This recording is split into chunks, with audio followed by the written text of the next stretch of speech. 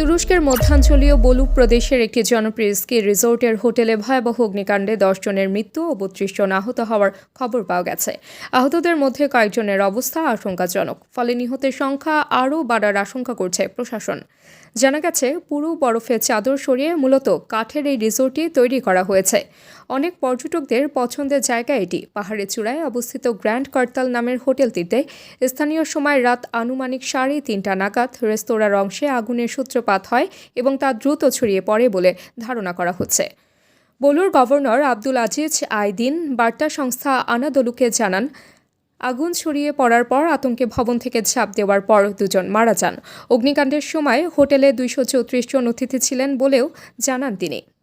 স্থানীয় সংবাদ মাধ্যম সূত্রে খবর, রিসোর্টে অবস্থানকারীদের মধ্যে শতকরা 80 থেকে 90% লোক অবকাশ কাটাতে সেখানে গিয়েছিলেন। তাবাসসুম হক, আনিকা, ডেস্ক নিউজ, নীলকণ্ঠ।